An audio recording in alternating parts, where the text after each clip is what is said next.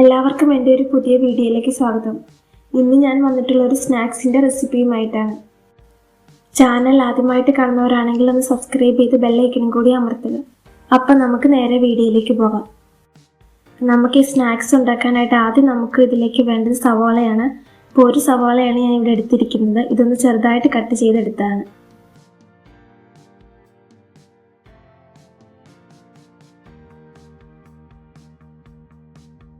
ഇനി നമുക്കിതിലേക്ക് കുറച്ച് പൊടികൾ കൂടി ചേർത്ത് കൊടുക്കുന്നുണ്ട്. അപ്പോൾ ആദ്യം ഞാൻ കുറച്ച് മഞ്ഞൾപ്പൊടി ചേർത്ത് കൊടുക്കുന്നുണ്ട്. കൂടെ തന്നെ കുറച്ച് മുളക് പൊടിയും, പിന്നെ അടുത്തതായിട്ട് നമുക്ക് വേണ്ടി കുറച്ച് ഗരം മസാല ചേർത്ത് കൊടുക്കാം.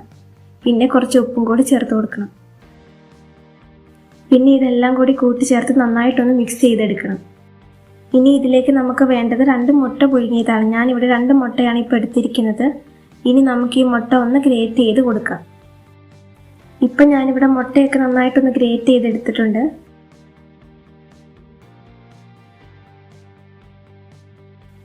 ഇനി നമുക്കിതിലേക്ക് കുറച്ച് മൈദ ചേർത്ത് കൊടുക്കണം.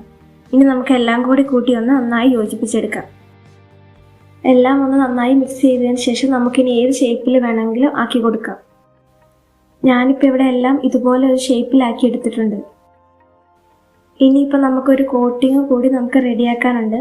അപ്പോൾ അതിനായിട്ട് കുറച്ച് മൈദ നമുക്കെടുക്കാം. അതിലേക്ക് കുറച്ച് വെള്ളം കൂടി ചേർത്ത് നന്നായിട്ടൊന്ന് മിക്സ് ചെയ്തെടുക്കണം.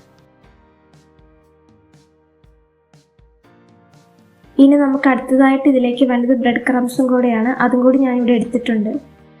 ഇനി നമുക്ക് ഓരോന്ന് എടുത്തിട്ട് മൈദയുടെ മിക്സിലും ബ്രെഡ് ക്രംസിലും ഒന്ന് കോട്ട് ചെയ്തെടുക്കാം. ഇനി നമുക്ക് ഓരോന്നും ചൂടായ ഓയിലിലേക്ക് ഇട്ട് കൊടുത്ത് ഫ്രൈ ചെയ്തെടുക്കാം.